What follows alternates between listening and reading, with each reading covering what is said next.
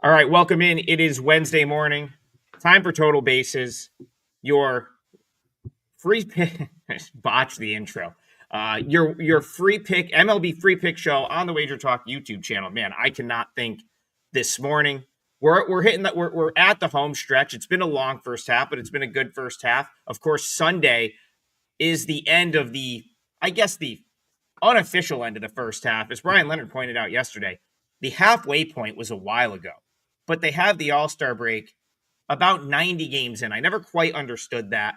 I always thought it should be the first half break and then the second half, but there must be something about mid-July and that All-Star game that jives. I guess it's just been that way forever. And I know you're like me, Brian Leonard. You don't like to change things that have been a certain way forever. It's why I have such a problem with the ghost runner and some of these rules, but that's either here nor there. It's time to talk baseball. We got 15 games today, day games. I love Wednesdays and Thursdays because we get some early games, some later games. And I'm going to start with what I think is sort of the feature matchup again this week. We talked about it first yesterday. That's Brewers-Dodgers. We have the return of Tyler Glasnow today, and he's up against the Brewers, who are suddenly red hot. So let's start there. Brewers-Dodgers, how are you seeing this one? You had mentioned the Ghost Runner. The only problem I have with the Ghost Runner is betting in totals.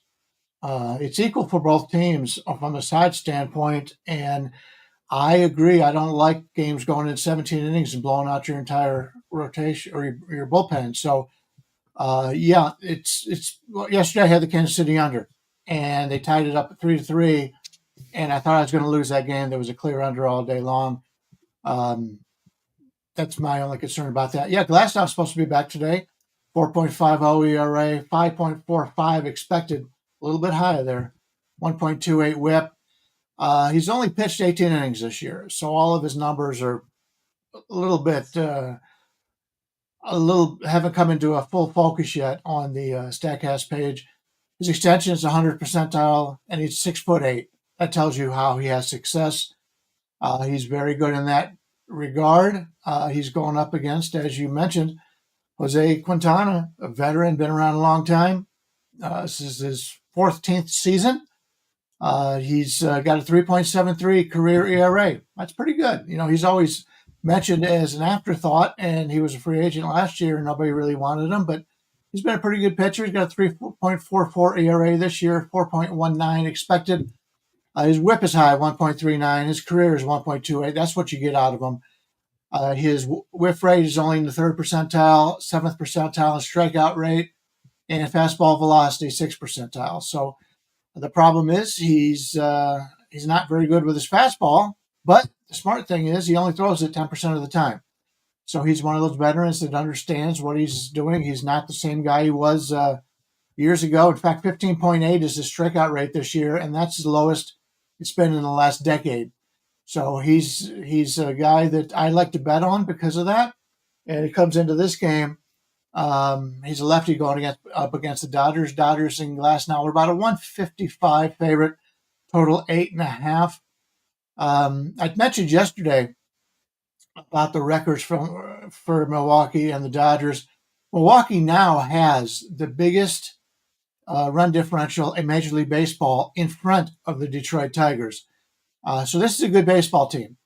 They've got their confidence up. The Dodgers right now are struggling. And even though they do take games off, you would think when they're playing a team that they could possibly play in the playoffs, you would get their best effort. I don't want to lay 155, 150 here for the Dodgers based on what they're doing. And with Glasnow coming back, who knows if he's going to be on a pitch count or not. And against lefties, let's see what the Dodgers have been in the last month or so. They're number 7 at 113 since January 1st. So good, not great. Slight lean with Milwaukee as the dog here, but probably won't get involved. There are a couple factors in this game that are a mystery to me. One of them is, how is Tyler Glasnow going to do? He's been out for an extended period of time. If you cover the logos and you cover the team names here, the Dodgers are one of the worst teams in MLB in current form. Horrible bullpen, horrible batting. They haven't been playing Hernandez, who in my opinion, is pretty much the heart and soul of their lineup. I know Ohtani gets all the accolades, and Freeman and Betts are really unbelievable baseball players. But to me, players like Hernandez and Smith are the reason this team is winning, in my opinion. They're the kind of the heart and soul, and neither one of them have been playing. So I think, to me, it seems like the Dodgers are kind of throwing in the towel in the last series and this series. Maybe they'll try to make up some games against the White Sox before the All-Star game, but they're just not playing well at all. I don't like Jose Quintana. Actually, I have him ranked 21 out of 30 on a curve of 30 pitchers, including his expected numbers. But the Brewers bullpen playing outstanding, and their batters are hitting the ball quite well. So if I covered the logos and team names, I would think the Brewers could win this, but I have never been a fan of Quintana, and I don't know what to expect from Glass now, so I won't play it. So Glass, now I watched his last two rehab starts at Oklahoma City. The last one, the most recent one, was considerably better than the first two. Kind of, had him. So I watched him pitch against Sacramento. He was all over the place. Really struggled with command. It was not good, and that's not a team that hits particularly well. Last time out against Las Vegas, who has one of the best lineups in AAA this year, pretty much at any point in time, and right now he was he was very solid. So he went 4 1/3. Still gave up, still missed out over the plate quite a bit. Didn't walk anyone. 8 strikeouts. Like it was an encouraging sort of third outing. So for that reason, I'm less inclined to fade him here. And also, the Brewers are coming in. Like, it's not really the spot I want to now go against the Dodgers. I didn't benefit from this Dodgers little losing streak, so I don't want to jump in right now and pick this spot to go against them. That being said, if you've been betting the Brewers this whole time, I don't dislike a Brewers plus 1.5. I think that's reasonable. Roke Energy says, I've been looking to fade Quintana. Glasnow's light years better. Yeah, that's very true. But I really think you have to just acknowledge the fact that Glasnow hasn't pitched since, he's still working his way back. You're still probably looking 5 innings maybe from him. I would say I think that's a reasonable sort of, he might give you 5 good innings. I don't think he's going to go particularly deep into the game. And I do think these next few days, that the Dodgers, they theoretically could lose every game from now to the All-Star break and be fine. Mentally, they're just not. I don't know that I want to play the Dodgers right now where they're at mentally, because they really could just be in cruise control going into the break. And then the break's going to give them a chance to regroup, come out, and they're going to be fine. So for that reason, I can't play the Brewers, though my numbers do suggest some value on Milwaukee. Go ahead, Bryan Leonard. Yeah, just from, I know you've pointed this out in the past when Corbin was with Washington, you'd have a similar pitcher going back to back. Totally different pitchers from Milwaukee. Mizrachi, the big fastball, big strike, 12 strikeouts yesterday, 6 innings. Now we're going up against more of a junk ball pitcher at this point of his career, but he is a veteran. So it's totally different type of pitcher they saw yesterday. I think that's an advantage for Milwaukee. All right, let's keep it going. There are a whole bunch of games today. I'd love to get to as many as possible. Let's go to the chat. Mark Kinson, our guy Mark Kinson, he's talking about. Well, I'm going to pull Colin's comment up because he is in ladder mode right now. He says Red Sox -1.5, -2.5. The team total, the mascot getting a hit. He's taking the Red Sox every which way. It has been a bloodbath for the Colorado Rockies at Fenway Park. Bryan Leonard, it probably continues today. I see zero redeeming qualities for the Rockies, and the Red Sox need these wins right now. These are golden opportunity wins for a team like the Red Sox to stack up as they try to insert themselves back into that American League East race and in the wild card race. So I can't really disagree with Colin here. What do you think?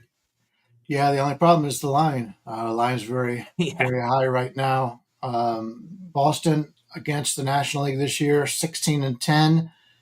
Colorado against the American League 5-21. Very similar to what Colorado's been giving you all season long. Sensatella going for Colorado. Not much more to say here. He's the worst pitcher in Major League Baseball. Is still getting innings. 86 innings this year so far for him. 6.57 ERA, 6.60 expected ERA, 1.9 WHIP. He's in the first percentile. This is one guy. He's in the first percentile in pitching run value, fastball run value, off-speed run value, expected ERA, expected batting average, and strikeout percentage. This guy, I'm an underdog player, and there's no way in hell I want to play anything with Sensatella. The only problem you have with Giolito is his inconsistency, but he's been very good as of late. Extension 85th percentile. He's 6'6". That's major. But expected batting average only in the 9th percentile. Off-speed run value in the 12th. Expected ERA 17th. So he does have some faults, but he's starting to put it all together coming back from injury. He's only a 4-pitch pitcher, and he only throws his curve 3% of the time. I'm not a big lover of guys that throw the fastball a lot, and his four-seam is used 49% of the time. His fastball velocity is only in the 35th percentile. So he's not a guy, even though he throws the fastball a lot, he's not a guy that gets a lot of strikeouts this year. Last year he had 2023, 204 strikeouts in 184 innings. This year, not quite as good, but lately a little bit better. Yes, should Boston win? Yes. But we see this all the time. We saw it out of Houston yesterday, and I had Houston. Just did not play well in the first half of that game, and obviously one pitch, and they lose that game in extra innings. So it's tough to lay these $3 favorites because if you lose them, you've got a lot to catch up on. And so even though I prefer the Boston side, I won't get involved here. So, guys, I have 2 MLB plays out already. If you go down there, you can see mine, Adam, and Bryan's pages at WagerTalk. We'll all have something out for today. Some good matchups, some things to like. I just surpassed plus 100 units in 2025, so grab my plays down there. Hopefully, I can keep it knocking on wood and keep that going. So regarding this game, Giolito, I was really skeptical when he came back and started pitching. He had one game against the Angels where he got absolutely torched. I just thought he was shot, he was done, and his career was over. But how wrong was I? Since that game, he's started 5 games and he's only allowed 3 earned runs in all 5 of those games. Amazing stuff. So I have turned a leaf on Giolito. He is back to bona fide stud Giolito, and I am ready to back him. At this price, it's a little tough. However, I don't mind a -1.5 here. I think Boston will curb stomp these guys. They've got the better bullpen. Boston's, their bullpen's not performing real well, but neither is Colorado's at the moment. Giolito is just an absolute stud. As Bryan said, Sensatella, probably the worst regular starter in all of Major League Baseball versus a starter who's given up 3 earned runs in 5 starts. Pretty amazing. Boston's bats are on fire. I have them ranked number 1 in MLB. No other way to go but Boston. Find a way to bet them. There are ways to get around the steep price. For example, Giolito to record a win. I checked it before the show. It was -110. Record a win, I generally like to get plus 160 or so to record a win because you have to do 3 things to record a win. It's pretty tough to do, but I don't think it'll be tough today. Giolito will definitely, I'm not going to say definitely. Giolito will most likely go 5 innings. Boston will most likely be winning after those 5 innings, and their bullpen most likely will protect the win. That would be the way I would go. Yeah, I mean, it's going back to Colin's comment, like that would be a way to sort of just try to ladder your way up and see if you can get odds with like a bigger blowout type win. Because there's just not a ton of value like playing a Red Sox win or even like Red Sox -1.5. I almost think like maybe you ride some of these hotter Red Sox hitters in like hitter prop type scenarios. Romy Gonzalez just raking right now. Roman Anthony's got a great streak going. Both I think match up pretty well with Sensatella, who theory, like he might throw BP today. He's actually like I still think he is the worst starter right now. That is like a regular starter that's been up all year in Major League Baseball, and he's actually been semi respectable of late. But I don't think he's going to be semi respectable here. He's probably got a blow up coming in his future, and Fenway Park is like he's on that team because he deals with the altitude okay, right? So this is actually probably a much worse scenario for a guy like Senzatela than pitching at home at Coors Field. A hitter-friendly park with a crowd that's going to get on you, right? Like, if you ever been to a game at Fenway, they're right on top of you. They're gonna get on you whether you're Garrett Cole or Antonio Senzatela. So I think this is a really tough spot for him. BBF Ford said it should the Rockies bullpen. Yeah, they've used the bullpen arms, and that bullpen has not been as good as it was maybe a month or maybe 6 weeks ago. Red Sox blowout here. Find a way to play it, but they're going to win this game big, most likely. Go ahead, Bryan Leonard. If Colorado ever had a power hitter good enough to get into the All-Star game or the home run hitting contest, you think it would be bad if he asked Senzatela to pitch to him? I know, right? Yeah, that's a funny thought, but yeah, I mean, again, the guy he's the one holdover from those like 2018 playoff Rockies teams. He's the organization loves him. He's sort of given everything to that organization. I think they're going to let him eat up innings until he no longer wants to eat up innings, but he's been able to pitch at altitude. Today he's at Fenway Park. I think it's going to be a different story. Let's move along. And Brad, yeah, that was a interesting. He said, Brad says, hey guys, I had everything come in except the Cubs. Let's turn it around. I got to be honest, like it didn't make my client card, but we can talk about the game that did, the Braves, which was probably my worst call of the season. We'll get to that later in the show. I was quite surprised with the Cubs yesterday. They were totally flat. They did nothing off Simeon Woods Richardson. The final score is a little bit deceiving. Like that was a 2-0 game in like the 7th, but man, the Cubs, I've grown to expect better out of them, Bryan Leonard, because I truly believe they're a contender for in the World Series picture this year. So today, again, like I don't think David Festa is an easier option than Simeon Woods Richardson. I think they're right about the same guys that kind of trying to compete for that 5th spot in the rotation. But I think I'd come back with the Cubs here. Another crack against the lesser pitcher. Cade Horton, David Festa, we're back in Minnesota. How do you see this one? I see this as my part of the parlay today, and I firmly agree that the Cubs should be a good bounce-back candidate today. Cade Horton against Festa. Festa right now, about a 110 favorite. Overall, 9.5 to the under on the total. Yeah, the Cubs are just one of those teams that when you talk about the lineup, 1 through 9, they're good hitting lineup. Cade Horton's been just as good as what was promised. Comes in with a 4.15 ERA, 4.48 expected, 1.38 WHIP. Take a look at his game logs as of late. He's coming off of a shutout of the Guardians. But before that, he did get hit by Houston and didn't pitch well against Seattle. But this is a guy that I like what he's doing. He's had a few games where he has struggled. The Tigers hit him pretty well too, because gave up 4 runs to them. But this is a guy I'm looking to back. Not a great strikeout guy, 13th percentile. In fact, his strikeout to walk ratio on the season is 9.8, not very good. But I've watched him pitch, and he's had a couple of bad breaks go against him. I think he's better than what he has shown. Festa's the guy that the team wants to have in there, but he just doesn't eat up the innings. Comes in with a 5.48 ERA, 4.66 expected, 1.36 WHIP. Great extension, 91st percentile, and he's 6'6". But other than that, he has problems with the barrel rate, 17th percentile, expected ERAs in the 20th percentile. Festa's a guy that we really like coming into the season, and I'm just not buying into it. He just has struggled when he gets to the third time he sees these players in the league. I like the Cubs here. It was a real surprise to me that Minnesota hit as well as it did yesterday. I'm still not buying into Minnesota.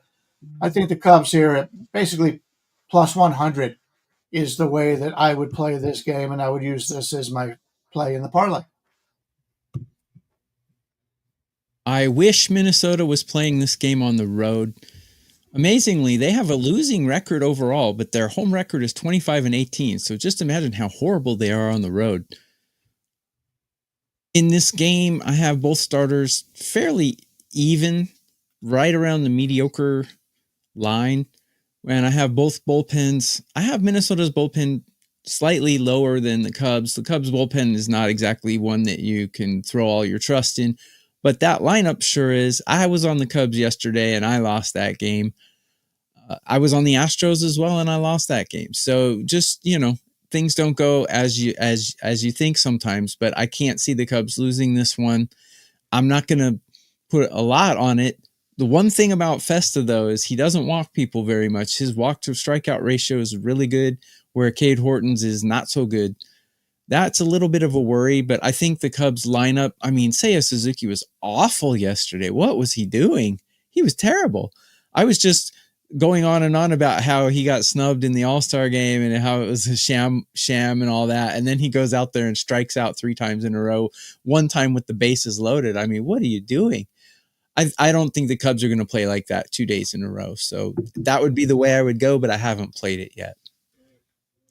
Yeah, I don't think they're going to play like that 2 days in a row either. I do think it's worth pointing out something that we've talked about all week. Like, it's those last few days, at the office before you get to go on vacation. I know everyone in this chat can relate to that in some manner. Like, when you have a vacation planned, those last couple days of work, not always your most productive. And it's like, it's human nature. You can't even take it out of a ball player. You would like to think that the Cubs just come out and bounce back here and play better. BBF Ford in the chat says, Cubs only scored 1 run total. Yeah, that was surprising to me. I felt like their lineup should have done damage against Woods Richardson, and they didn't. I feel like they should do damage against David Festa. You talked about Festa. He doesn't walk guys, but what he does is when he gets guys on base, he throws it down the middle of the plate. He's been doing it since he got called up last year. It's his one fatal flaw at the big league level is the second he gets into a little trouble,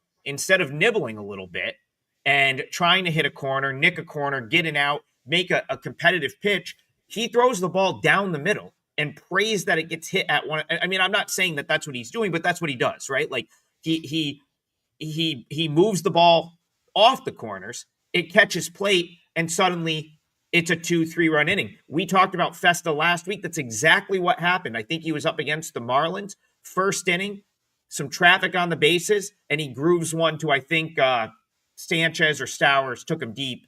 All of a sudden, it was a 3-0 game. Now, he settled in that game, and that's the frustrating part with him is he can be, if he's on and he's got it working, he doesn't have a ton of traffic on the bases, he will go 4 or 5 innings and be respectable.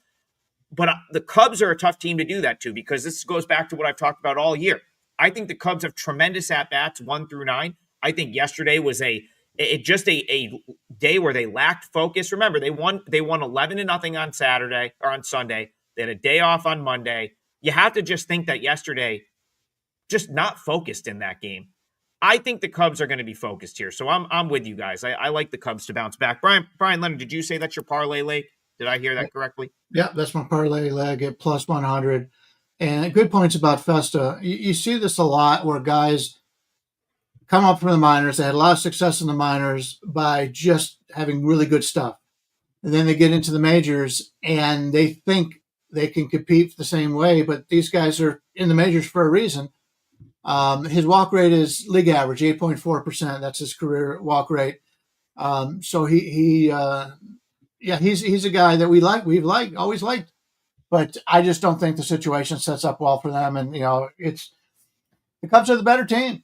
You're getting a better team off a loss. You talked about them winning 11-0. Just think about it. If you win 11-0, then you have the next day off. Everybody's talking about how good you are.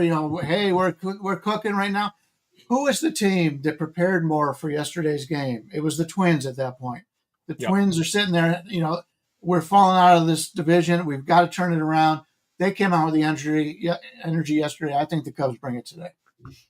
And I wonder how much, early in Festa's career, I know you're not a huge Rocco Baldelli guy at this point, and I kind of am questioning what I think of him as a manager as well. At least, the last couple of years, I felt like the Twins have had really good teams, great opportunities to compete, and he squandered them a little bit. early in his career, he yanked him early a couple times when he did nibble and put guys on. And I just wonder, like, if he messed with Festa's mentality enough where now when he gets guys on, he feels like, oh, if I walk this next guy, I'm coming out of the game. So I better try to make a pitch here. But every time he tries to make that pitch, it's middle, and it's smoked for a double or a home run. So it's just something I've noticed sort of watching him a lot, like through the minors and now. Never did that in the minors because I don't think he ever feared getting, if a guy, they're not taking you out of the game in minor league baseball unless you hit a pitch count. They don't care. I mean, you could be giving up 6-7 runs. If you haven't hit that pitch count yet, you're probably not coming out. That's more developmental. At the big league level, it's about winning games. I think Baldelli maybe messed with his confidence a little bit, and now he's going to have to work on that. But tough to work on that against the Cubs. I agree with you, Brian. That might be something I play today. All right. Sorry for being long-winded there. I thought it was an interesting conversation, and I think that's the reason that people watch this show. So we're going a little deeper, talking about Festa missing over the middle in his starts. But we're going to move on to your Guardians, Brian Leonard. Can they do it? Victoria wants to know, can they sweep the Houston Astros? I talked about this yesterday for a minute. I said, hey, 10-game losing streak, they get the win in the fashion they did. Maybe it gets them going a little bit.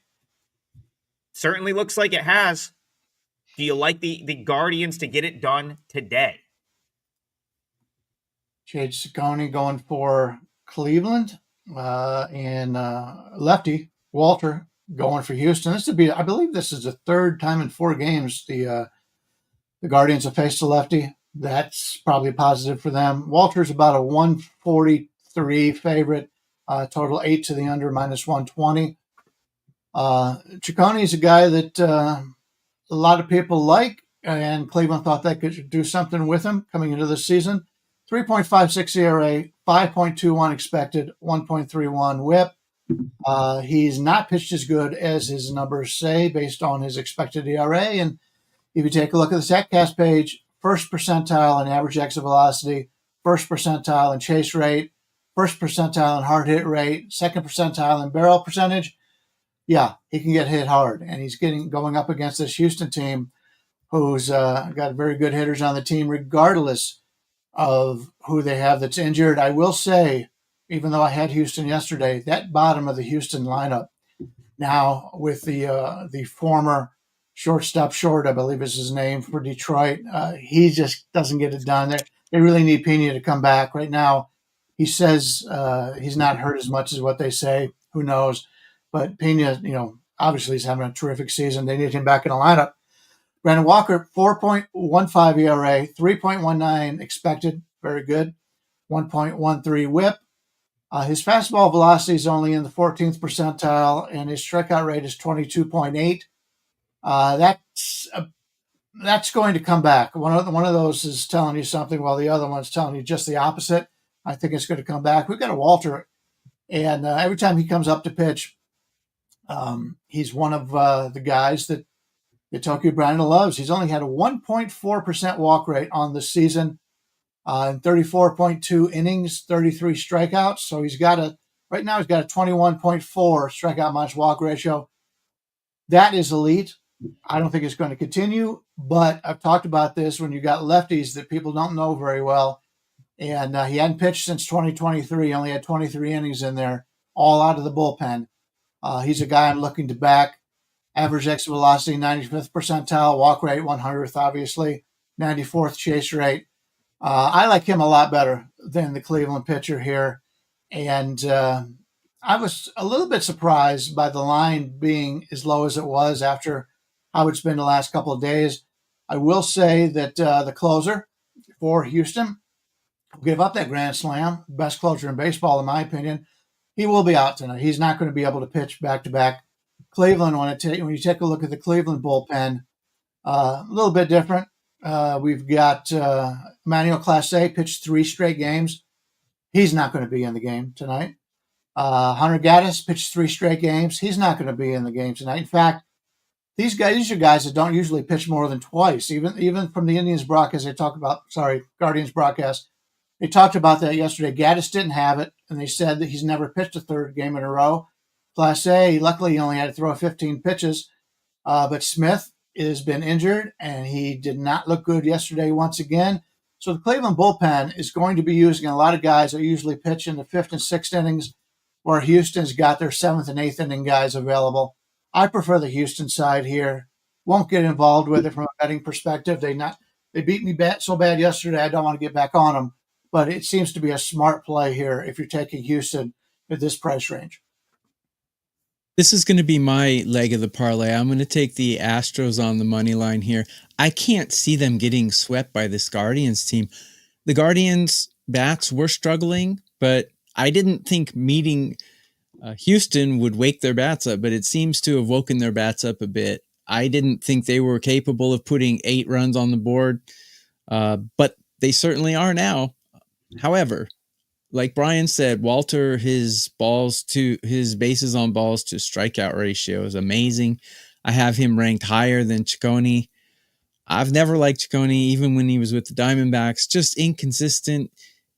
You know, he can go 5 innings, shut out, and then the next game he'll come back and give up 6 runs. He's a wild card. He's a joker in the deck. You know, you don't know what to get from him. However, I think Walter's more consistent. The Houston bullpen is much better than the Guardians bullpen at the moment. Bryan mentioned they won't be able to use their closer. It's probably good that they can't use their closer the way he's pitching. So the lineup for Houston also much better than Cleveland's. I don't see how they can get swept here, but you know, this is gambling and this is baseball. Any team can win on any day. However, I think Cleveland's already won the series. They might be taking their foot off the gas a little here, and they don't have their good arms to leverage. I like the Astros in this one. Yeah, I can't really disagree with the Astros. I mean, I do think it's crazy the amount of love this Astros team is getting. Thomas Bowe in the chat says yesterday 85% on the Astros. The day before, like very, very like publicly backed team, but which makes sense and also tells me that the average person betting baseball is way too tuned in to like what the record of the team is, because as Bryan said, I rate out lineups for AAA. Okay, I rate individual players lineups. A lot of my AAA betting is based on who's in the lineup, what the bullpen usage is, which is not that different than MLB, but I do think the lineup matters far more at the AAA level. Hummel, Dubon, Short, Trammell is a bad lineup for Sugarland. That's a bad lineup at Sugarland. I had Sugarland's lineup rated low this year. Corona, like this is not that wasn't a good lineup at AAA. So why would that be a team that you want to rush to the window and put your money on at the big league level? That is crazy to me. Now, with this game, just particularly this game, the reason I don't disagree with you with the Astros is going back to the point you guys both made about the Guardians bullpen, some usage. I'm really not high on Ciccone. So, you know, I think the Astros have an edge with Walter on the mound. So all of those things kind of put me on the Astros here, but this is not a team that I really want to be backing long-term. However, for today, I am kind of with you. I think they could avoid the sweep. I certainly wouldn't play against the Astros here, but I am just not confident in them long-term. Go ahead, Bryan. Yeah, you talked about the bottom of the Houston lineup. The bottom of the Cleveland lineup is just as bad. Yeah, it's equally as bad. Rocchio batting 9th, Big Christmas, Noel batting 8th, Bo Naylor 7th, and half the time they're putting Hedges in there, which is the worst hitting catcher in the history of baseball, I think.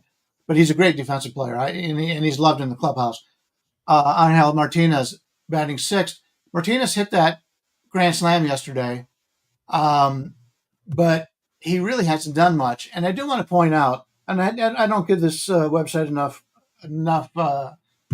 accolades. Fangraphs does a great job with their roster resource. I've been following Martinez and his roster resource for a long time, and they actually rank the last 7 days and overall for power ratings for all the hitters and also the pitchers. And as Brandon pointed out, the Cleveland bullpen over the last 14 days, none of their key guys are in the top 100.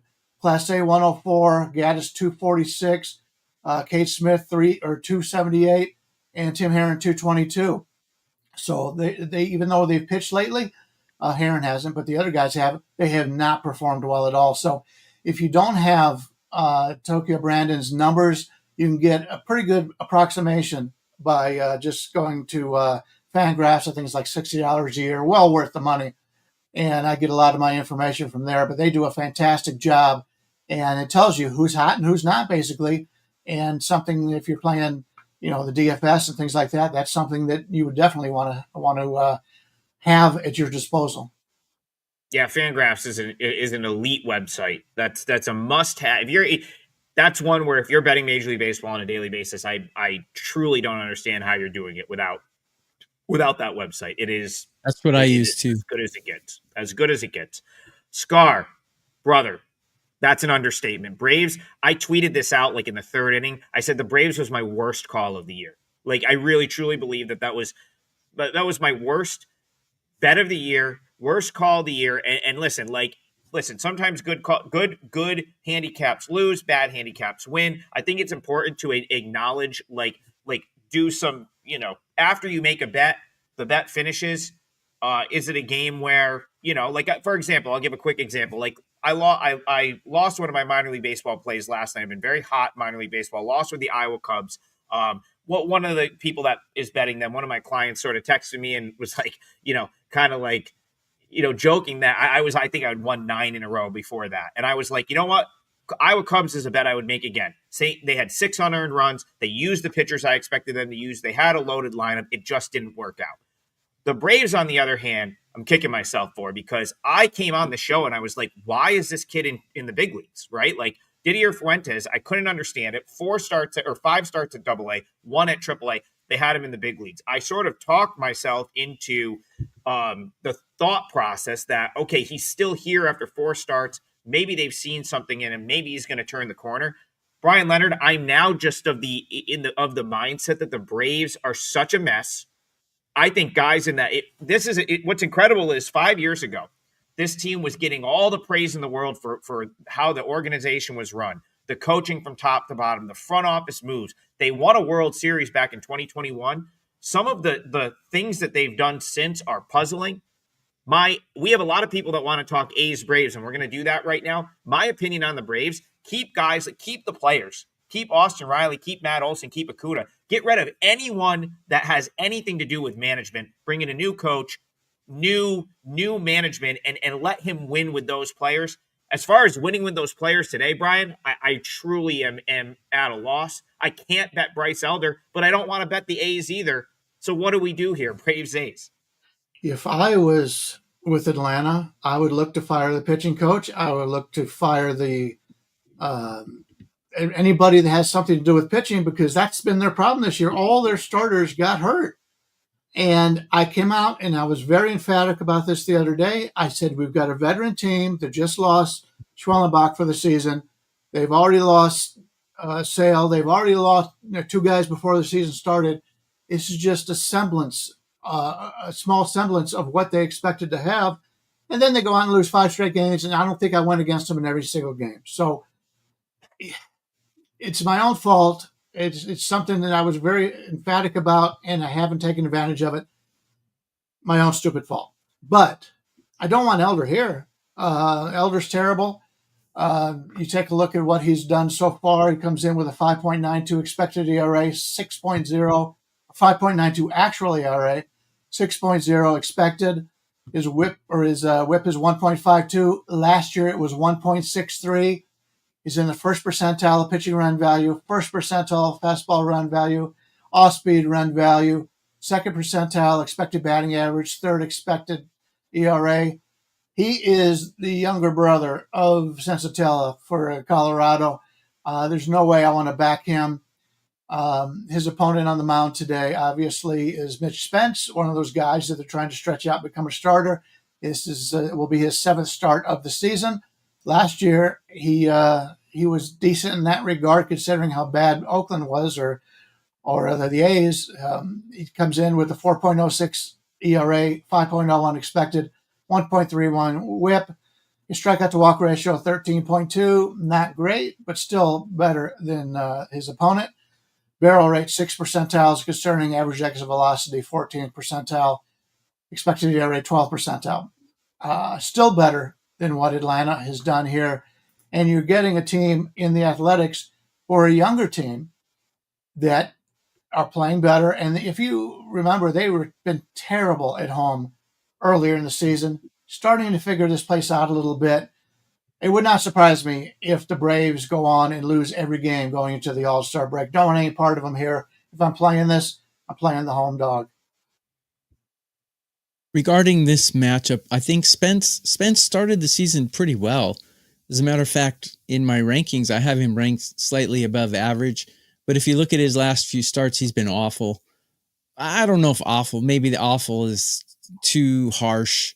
But he's given up, 10 runs in his last 3 starts. He's kind of fallen off a little bit. Maybe he's not used to going this deep into the season. I don't know what it is. But compared to Bryce Elder's given up 21 runs in his last 4 starts. That's so horrific. That is horrific. He's been so bad. And the problem is, given the fact that this ballpark is really tiny, I think taking an over would be the way to go here. But Atlanta's bats are not producing right now. They have so much talent in that lineup, but they're just not producing. You would think Olsen, guys like that would be smashing it, even if the Braves are not playing well, but they're not.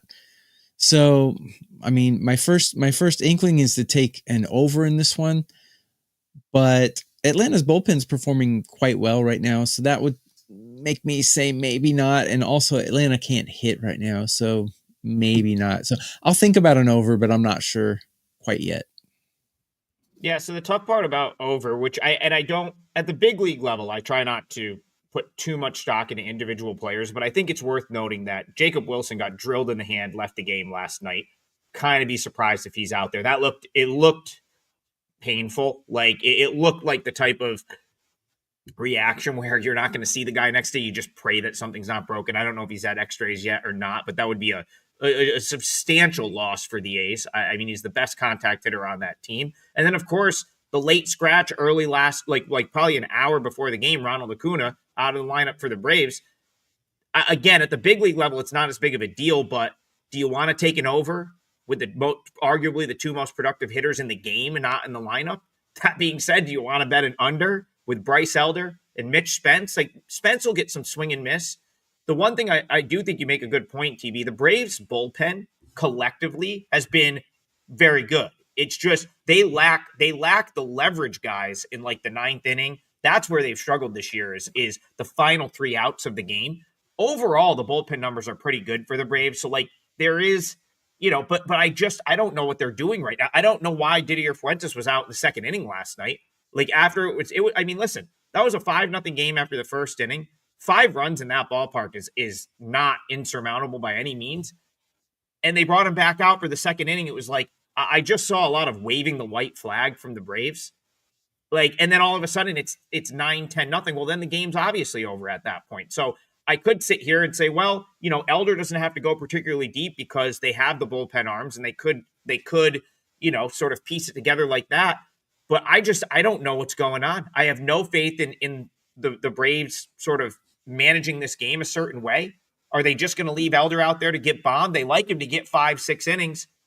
So for that reason, it's probably A's or pass for me as well, because I know even if Jacob Wilson isn't in there, Brian Leonard, that the A's, when they come off of a win and they've got that energy, they're going to give an effort. They're young kids. They're happy to be there, even in their situation. I think it's A's or pass. Go ahead, Brian. Yeah, you mentioned Acuna at the last minute being a scratch. That had to have some kind of effect on the Braves. They waited for him all season long to get back. He's been great. He made the All-Star team. Is he in the home run derby? I'm not sure if he was. He's supposed to be. To be. Probably isn't now. But yeah. And then him to come up lame right before the game, that's got to be a gut wrencher also for them. So there was plenty of reasons for them not to, in retrospect, obviously, to not have a good game yesterday. We'll see what happens today.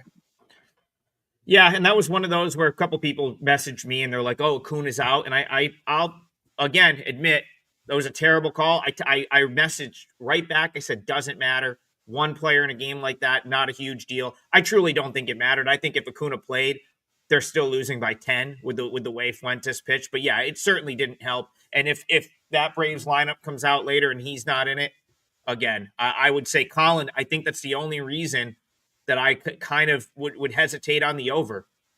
Status of Acuna and Wilson. I just don't know if I can bet a full game over taking two like plus 800 OPS guys out of because you need you're going to need runs from both teams most likely. That would make it tough to bet an over. It's a tough that is a tough game, but I thought I really just wanted to bring that one up so I could own up to the horrible call on the Braves. Didn't want to gloss over that. That was awful. Okay, Steve Duke. Speaking of Washington. What is up with Mackenzie Gore? Bryan Leonard, is this another case of just guy has been asked to go out every fifth day, eat up innings, be the ace of the staff? It's now getting to mid-July, and he maybe just needs a little bit of a break. It's a long season because Gore really has been their best pitcher. That being said, I don't hate the matchup here for the Nats to maybe score some runs. They've been good against right-handed pitching. So how are you seeing this one? This is Mackenzie Gore. I think it's Andre Palante, Nats, Cardinals. Yeah, Mackenzie Gore. 3.11 ERA, 1.21 WHIP, 3.52 expected ERA. He's got a 3-8 record. They have not hit for him. This Washington team, we do like their bats, their young bats on this team, but he hasn't had a lot of backing behind him. His barrel rate, his hard hit rate, and his ground ball rate are all less than 50%. That's always a concern. Average exit velocity, 34th percentile. So when he's getting hit pretty well, but his chase rate is excellent, whiff rate, strikeout rate, extension, all excellent. He's a very good pitcher, and he would be more well-known if they were to trade him to another team, even though he's probably their best player, their best starter now on the team and in the near future. This is not a team right now that is really serious contenders. If he got to be traded, if he was traded at the trade deadline, it would not surprise me. They could bring in another haul of younger players for a team like the Yankees. The Yankees are a team that definitely needs starters. But he's going today. The line on the game right now is Palante for St. Louis, about a 115 favorite, 7.5. Kind of a low total here for St. Louis. Middling ballpark with the offenses for these two teams. Palante's actually pitched pretty well as of late. His numbers have been pretty good. He's been a little bit up and down on the season. They're nothing great. 4.10 ERA, 4.16 expected, 1.28 WHIP. He's a great ground ball pitcher, 99th percentile, so he doesn't give up the home runs. That's a big thing with him. Strikeout minus walk ratio only 8.0, not the greatest. So he's not going to strike anybody out. And expected batting average in the 19th percentile. But other than that, he's a league average pitcher here. So the pitching edge goes to Washington here, but St. Louis is the better ball club. I'm going to have to pass on this one. I really have nothing worthy of a wager on this one. Again, guys, we would really appreciate if you go to the replay of this and leave us a comment and leave us a like. It helps us a lot, and it shows WagerTalk that you're interested and engaged in our show, and we definitely appreciate that. And also go down to our pages in the scroll to see what we're offering today. I have 2 MLB plays out already. Regarding this matchup, I don't know why you say what's up with Gore, because I think he's performing quite well, actually. If you look at his last few starts, he had one clunker against the Dodgers, which is forgivable given their lineup. He's given up 2 or less earned runs in his other 5 starts. Other than that, they're all quality starts. He's pitching like a stud. You're right. His win-loss record is not there, but as Bryan and I have said many, many, many, many times, the win-loss record doesn't mean anything as far as a reflection of how good the pitcher is. A win-loss record just means that your lineup is good, or your lineup is bad, or your bullpen's good, or your bullpen's bad. The win, really, the pitcher has very little to do with getting a win, besides going 5 innings. And Gore's going 5 innings as well. He's going 5, 6, 5, 6, 6, 7. I mean, he's a stud. I don't know why you say what's up with him. However, Palante is also really in good form now. He's gone 7, 5, 6, 4, 6, 4. Yeah, the 4's not real great, but you can forgive that. In his last 4 starts, he's given up only 5 earned runs. Palante's pitching really well right now. Lineup-wise, the Cardinals have been dead. Their bullpen is average. in current form. That doesn't mean, and I'm not evaluating them on the whole season. Washington's bullpen about average there as well. But Washington's really crushing the ball right now. And they're a team that I've been saying show after show after show. They got a lot of good young guys. They got base stealers. These guys can put runs up. I would take maybe a Washington team total here. Washington team totals, I don't know the numbers, but they've got to be cashing at a huge clip right now because the book really slights this team, gives them 3.5 quite often. I don't know if it's 3.5 today. I don't know. Palante's pitching well too, so that's kind of making me lay off of it. But if I went anyway in this, it would be either Washington or the Washington team total. Yeah, I like the Nats here. You make a good point. Like, Gore's been fine. He had one bad start. He's pitched well. Bryan brought it up. They just haven't hit for him. We've seen this over the course of time with aces, especially like aces on teams that aren't like top teams. We've seen, we've seen like the Jacob deGrom with those Mets teams that weren't great always comes to mind, where it was like the dude was putting up Cy Young numbers and just never got any run support. I don't know if it's a mentality thing where maybe you're like, he's got us, right? Like we don't need to do as much, but it's hard to explain. It's hard to explain, but it does happen. That being said, the Nationals have hit right-handed pitching this year. They've been great against right-handed pitching. So when I look at a Nats game, going back to what you said, Tokyo Brandon, they get slighted by the books. And then there's another layer to that because their lineup, the way it's constructed now with Wood and like it's very left heavy. So not only do they get slighted by the books, but then you've got these splits where their numbers, like the number for this game, them being an underdog, is contingent on what they're doing in all games, yet their numbers offensively are much better against right-handed pitching. So this almost feels like the sort of home run spot to back the Nationals because you have your best pitcher on the mound, you're getting plus money, it's a good price, and you're getting to face a right-handed pitcher that's not a super dominant right-handed pitcher. Also, come off of a loss. Cardinals had to use a couple leverage arms last night. So it does feel like a good spot to go Nationals. We're up. Yeah, you know what? We've got 7 minutes of the show left. Let's close out the parlay. I'm going to go Nationals money line here for my parlay leg. What do we have, Bryan Leonard, for a price on Astros money line and Nats money line? And we'll get one more game in before we're out of here. But this is going to be my parlay leg here. I like the Nats in this spot. Houston's about a 142 favorite, and Washington is about plus 104, I would say. Yeah, I like how that sets up. Like I said, you've got the Nats with their best pitcher on the mound. They hit right-handed pitching well. They're coming off of a close loss, which means Cardinals had to use a couple leverage arms. And I do think some of that is anecdotal. It's luck-based. Like, I know we can call up the DeGrom thing, and like there's been times in history where teams have not hit for aces. I think it gets a little bit overblown. I think there's some randomness to that. For me, it's Nats against right-handed pitching. They typically hit. I'll trust that they do enough today. I do like the Nationals, and that closes out our parlay. So I want to go to one more game. First of all, Jesse Schul, thank you for tuning in. And Jesse makes a great point. Now, I don't know if I'm going to bet this, but he makes a good point. He says, man, this must be the mother of all letdown spots for the Jays today.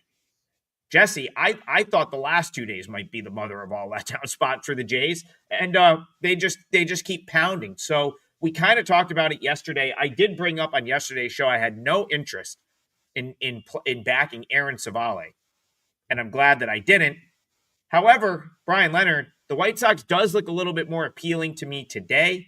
That being said, I don't know if I'm going to get to the window with this one, but I don't disagree with our friend Jesse. I think he's got onto something. If there was a letdown spot for the Jays, it feels like it's right here. What do you think? If it a letdown spot for the Jays, it would have been after they swept the Yankees, and that didn't happen. So I'm not going to stand in the way of that. Eric Lauer going two really surprising pitchers to me, at least based on what they've done in their history. Eric Lauer, a lefty, going for Toronto. Adrian Hauser going for the White Sox. They've both been very good. I don't know what they've done. I'll have to look into it a little bit more, what they've done from the pitch selection. But Lauer comes in basically about a 150 favorite, 8.5 on this. I wouldn't have a fault about going either way here or taking the under based on the way these pitchers have gone. Eric Lauer, the record 4-1, 2.65 ERA, 3.21 expected, 1.02 WHIP. He didn't pitch last year in the majors. The year before, his expected ERA was 7.54 in a similar amount of innings, 46.2 compared to 51 here. So this is what you would call a surprise. But if you take a look at his StatCast page, it makes a lot more sense. Ground ball rate, 10th percentile, extension 23rd, average exit velocity 10th, fastball velocity 14th. I just think he's been very fortunate so far on the season. Adrian Hauser, very similar to that. Guy comes in 1.60 ERA after 50 and 2/3 innings, 3.50 expected. That tells you right there he's been lucky. 1.11 WHIP. He's been great in the barrel percentage, 88th percentile, extension 87th, ground ball rate 74, but whiff rate 19th percentile, strikeout rate 23rd, hard hit 22nd. Both of these guys are living on borrowed time a little bit for me. And you're looking at a total of 8.5 here, and this is a pretty good hitter's ballpark in this one with Toronto as hot as their bats are. Despite how these guys have pitched so far, it's going to turn around for them a little bit eventually. And I think I'm not buying into it. I would play the over 8.5 here if I had to be involved in this one. I said at the beginning of the show that I have 2 plays out in MLB today. I'm going to give you one of them right now. This is a play that I actually have up for sale. So buy my other play, but this play is labeled as Toronto versus the White Sox, so you'll know which is which. So Hauser, very interesting guy. If you look at his last few starts, man, he's a warrior. He's an Iron Man as far as I'm concerned. Look how many innings he's pitched. 8 innings, 7 innings, 6.1, 5, 6, 6.1, 6, 6. Do you see a pattern here? He goes quite deep into games, and his outs prop today is 17.5. If you don't know what that means, basically you take the outs and divide it by 3. So 18 outs is 6 innings. So the book is asking you, will he or will he not finish 6 innings? I definitely think he will. Definitely, I don't like to say because this is sports betting and anything can happen. Nothing is a lock. But his over 17.5 outs recorded is only minus 120. I think it's really good value considering the numbers I just rattled off to you. Looking at how he goes against Toronto in his history, I would like his OPS to be a little lower. It is under 750 though, so to me that's a green light to take him today. I know the Toronto bats can be kind of scary, but as some people have been saying in the chat, this could be a letdown spot for them. I think Hauser, if you like the White Sox, I would definitely not bet him to win the game, and I definitely would not take him plus 1.5 runs, but I certainly would like Adrian Hauser to go over 17.5 outs, which equals 6 innings. I think he'll complete them. I don't disagree with that one bit. I think so. Here's what I've noticed about White Sox and the way Will Venable is managing. He's managing the White Sox right now very similar to the way teams manage at AAA. It's really he's turned the White Sox into a developmental team essentially. They're 30 and 62. He's a first year manager. The everything they're doing right now is for next year. Okay, so he is playing everyone. If you've watched the White Sox lineups the last week or two, it's very rotated. The guys on the bench are not sitting on the bench for more than a day. He's getting everyone at bats, and like very much like AAA, he's gonna let Hauser pitch unless he's just in such a bad spot that he doesn't want to, that it would be a confidence thing. Like where it he doesn't want to, if he's in and he just doesn't have it, he's going to go take him out. But like very similar to Sean Burke the other night, he let Burke go into the 6th inning, get into trouble. Yeah, then he gave up the big hit. Then he went and got him, but he still went 85 pitches. That will be the same for Hauser. Like there's no like, hey, like let's go get him in the 3rd inning or the 4th inning because we got to get out of a big spot, and then we're going to have to worry about the next 6 innings. It's no, like We want to see what you've got, see if you can work out of it. If you don't, we're 30-62. It's not a big deal, right? Like, so that's very much how he's managing. And so I think that lends itself to like your outs prop over TB. Like, he's going to go his full allotment of pitches unless he's getting absolutely pummeled, which he's shown no evidence that he'll get absolutely pummeled here. Every start has been pretty good. I talked about him when he was on Round Rock, and the Rangers were upset that he didn't clear waivers because they wanted to sign him back. He threw an 8-inning shutout in that final start at AAA for Round Rock, and since he's gotten to Chicago, every start has been 6 innings. Last time out, 8 innings against the Rockies in Coors Field.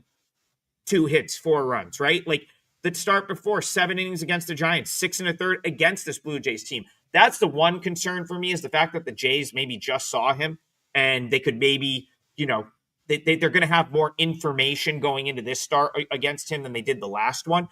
But he's throwing the ball extremely well. If you're just straight up talking about a does he last in this game, I could absolutely see him going 6 innings, giving them a reasonable start, and giving the White Sox a chance to win the game.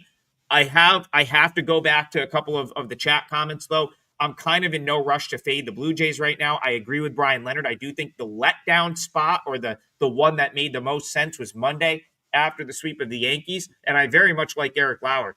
But I'll ride with you, TB. I think you're onto something with Hauser staying in the game. He's been so consistent, and Venable's not going to take him out if he's throwing the ball good. Go ahead, Bryan. And it's not exactly fading the Blue Jays either. So I want to talk about, some people have mentioned Ross Benjamin in the chat. He's been on a hell of a run with his free plays. The reason why we don't mention him is he doesn't come in and join the comments. We bring up Jesse Schull. We'll bring up other guys from the site that come in and join the Discord here. That's helping us. Ross, congratulations. He's having a great run. But unless he's in there every day talking and giving information, it's a one-way street. So if you're a client of his, tell him to jump in. We'd love to hear from him. I know he's hot as hell. And have him join the talk. Maybe we can learn something from him. And for sure, like, next time one of us is out, I love the 3-person panel. I'm going to be a little bit more proactive about like trying to book a third guest, so we still have the 3-person back and forth. So I'll definitely be reaching out to Ross to see if he could actually fill in for me. Probably 2 weeks from now, I am going to a day game in Erie, Pennsylvania. I'm going to go try to see Max Clark play some baseball while he's in Erie. So I'll need to fill it. So maybe we get Ross to do that Wednesday. It would be fun to chat with him. And yeah, like same thing though. I mean, I talk to Brian Power every day. He wins, and I'm not going to shout him out on here unless he's in the chat. Yeah. He knows that though. Anyway, but we appreciate all of you guys in the chat. We appreciate the comments on the show, all the likes, the subscribes. We need to hit one of these parlays. I keep saying that we're due. We are slowly like infringing on our low water mark of the year. Actually, no, that's not true. Our low water, we hit the very first parlay.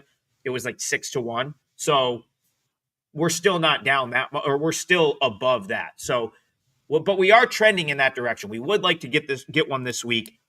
This one's plus 595. This would be a nice one, nice little 3-teamer to sort of get us back in the mix here. And so one more time, that's going to be Astros money line for Tokyo Brandon, Cubs money line for Bryan Leonard, Nationals money line for me. 3 sides, 3 full game sides, Nats, Cubs, Astros. That's a 3-teamer today, plus 595. And like as every day, we appreciate everyone tuning in. Appreciate all the likes, subscribes. I wish we could do this show for 2 hours or 3 hours to get to every comment. We can't. I try to grab as many as we can. We try to hit as many games as we can while we're still going sort of deep into games, because we know that's why you guys show up. So there's a 3-teamer. Hope we gave you some information that you can make some good bets with today. And we'll be back tomorrow, 9 a.m. to do it again. Appreciate you guys. Have a great day, and we'll see you tomorrow, 9 a.m. Eastern.